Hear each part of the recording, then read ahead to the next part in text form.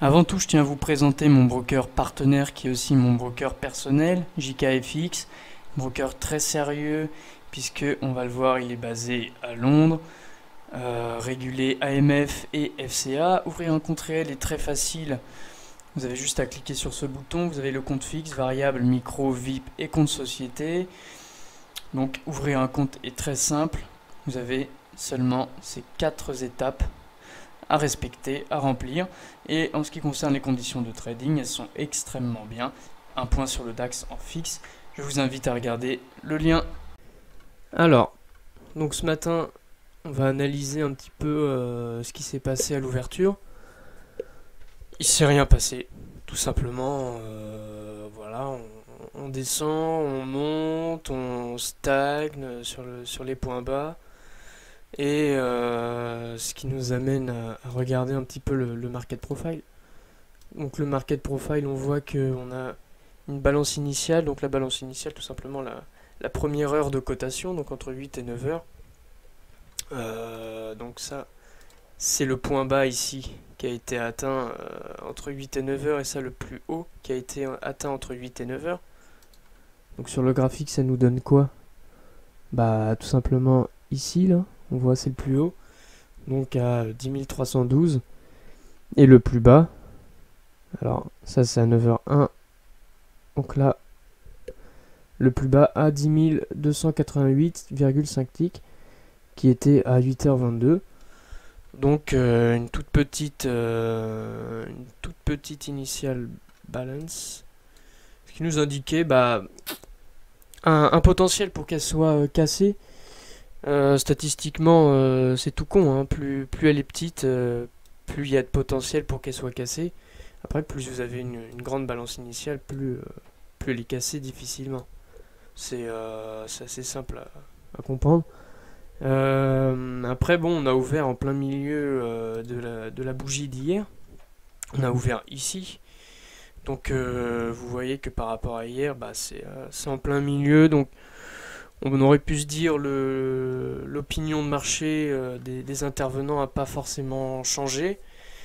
Après, ici, quand on a commencé à enfoncer le niveau à la baisse, j'hésitais à jouer le mouvement baissier pour une dizaine ou une vingtaine de points, ou alors à rester sur ma stratégie de range qui se résumait à jouer soit les points bas, donc comme ici. Alors là j'ai chopé 2 ticks de bénéfice, on était sur le point bas, il y avait au carnet d'ordre, on avait pas mal de limites donc au bid, ce qui signifie tout simplement que les acheteurs étaient présents, on pouvait les voir au carnet d'ordre. Mettre ce graphe en plus grand, voilà.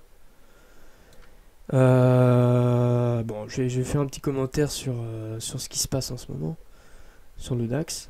Donc voilà, on a chopé quelques ticks.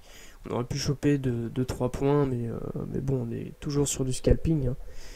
Et dans ce type de journée, en tout cas avec ce type d'ouverture, j'essaie de me concentrer sur certaines zones de volume, et plus particulièrement les LVN. Donc ce qu'on appelle les LVN, ce sont les zones à faible volume. Donc ceux qui connaissent l'indicateur des volumes basiques, donc là par exemple c'en est un, vous avez des volumes, là, tout simplement c'est les volumes représentés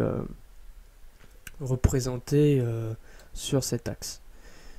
Donc ce qui veut dire que moins il y a d'épaisseur, moins il y a eu de volume fait dans cette zone de prix. Donc si je prends par exemple ici la droite rouge qui est à 10 273,5 ticks, et ben on a eu, vous voyez, ça fait un gros creux, et ici c'est un niveau magnifique, je trouve, à jouer. Donc on l'a joué. Alors j'ai un petit peu bugué sur le coup, puisque on est entré en position, hein, j'étais en ordre limite. On est entré en position et sans le vouloir, j'ai clôturé. Donc j'ai clôturé alors qu'il n'y avait aucune excuse de le faire. J'ai clôturé à peu près 50 $ de perte. Mais comme on était toujours sur mon... On est revenu tout de suite après sur mon niveau, eh ben, j'ai décidé de reprendre un long. Et ce qui m'a fait gagner à peu près 62 $. Donc finalement, on reste en profit. Voilà.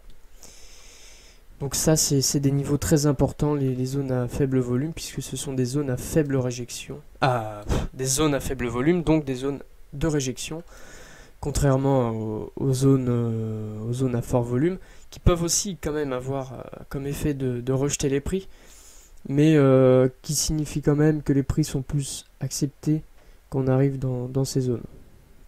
Comme par exemple ici, vous voyez que à 10 230, c'est extrêmement accepté.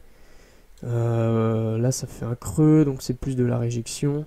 D'ailleurs, je place mes droites sur mes graphiques pour pouvoir jouer, si besoin, ces niveaux-là. Ici, c'est extrêmement bien accepté. Donc voilà un petit peu pour le concept de la stratégie en journée de range. Donc là, on voit qu'après, on a fait une montée extraordinaire.